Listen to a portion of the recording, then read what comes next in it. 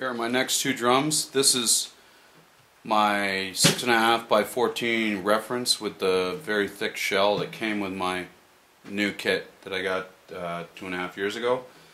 And this is a little 13-inch piccolo drum, which I primarily got because I liked the way it sounded, but I also bought it as an effects drum for the left-hand side, just to play a little.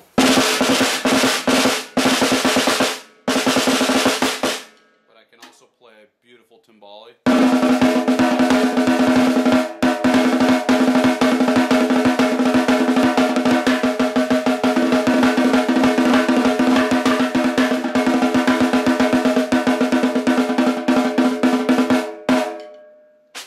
So that serves both purposes. This one is nice and warm.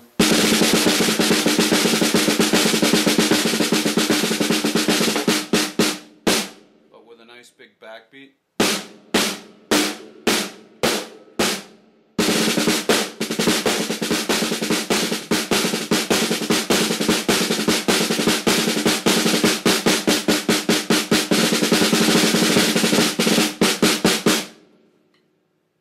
So this is my number one that I usually just leave on my kit unless I'm specifically recording something that needs a different sound.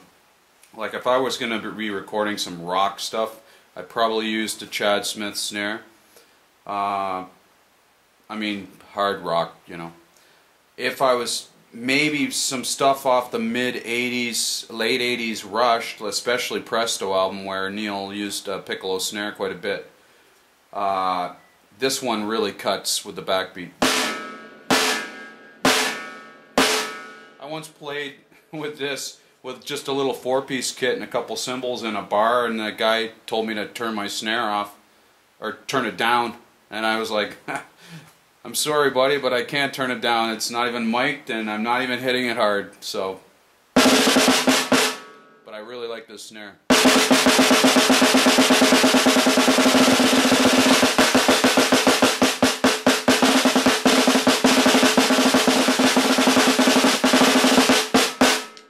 In your face, whereas this is so warm.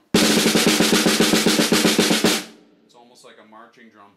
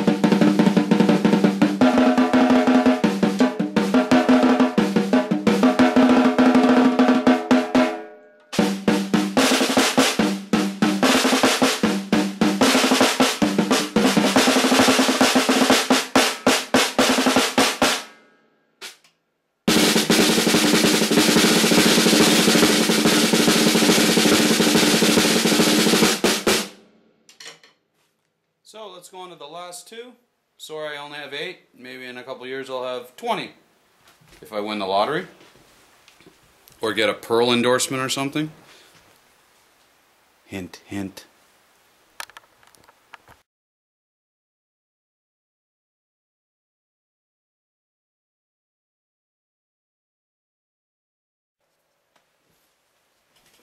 Alright, so here we are almost at the end of our journey. So right now we've got my most recent acquisition, which is this limited edition 14 by 6.5 Pearl Maple, and this is a little 10-inch by 5-inch firecracker snare. Now this is almost like it sounds like a tight marching snare, but effects drum from like a drum regiment thing, you know, like.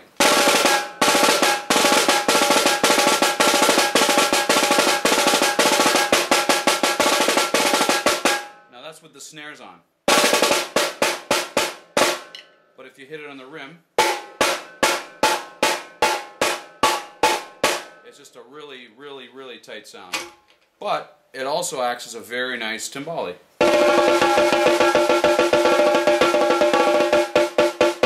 And I tuned it actually for the timbale sound rather than the snare, and the snare is incidental to what it sounds like. I tuned it so that it was 4 semitones higher than my highest tom, so that it would join in with all the rest. But I also tuned it so that it would sound kind of, you know, that Mexicali thing.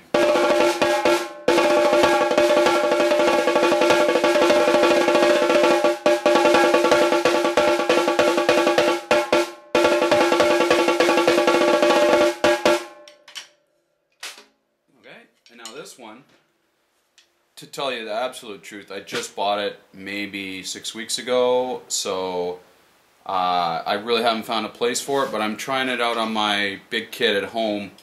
Not the big kit, but I have 3 kits.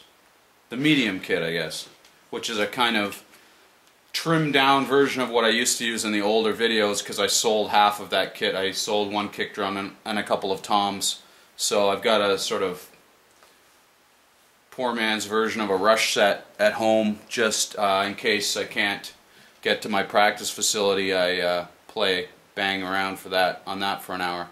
So I'm going to try this with that set and see how that fits in, and I'm sure it'll find a home somewhere. It kind of sounds a little pretty warm because it's a nice maple thick shell. It's nowhere near as thick as the reference version, of course, but it's the same dimensions, and I've got the same head on it. Oh, actually I don't, because I'm trying out a Evans on the other, but the same type of head. It's a double coated, and it's coated. Double thickness, and it's coated. So it sounds warm, but not quite as warm as the other one. This is the one I did the double stroke roll demonstration on.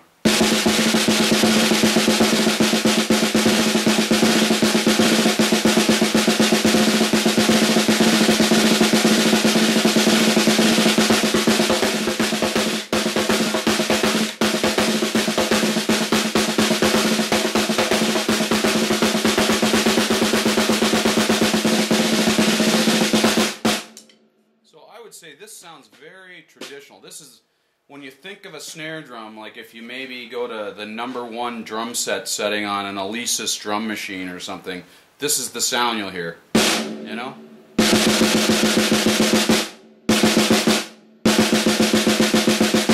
I've got it tuned moderately low, but still with a crack in it.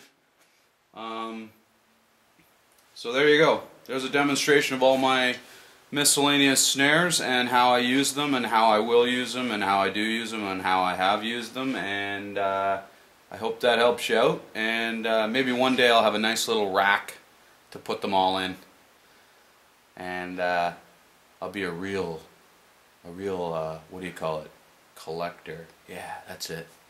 So I hope you enjoyed this incredibly informative demonstration of all my wasted money. See you later.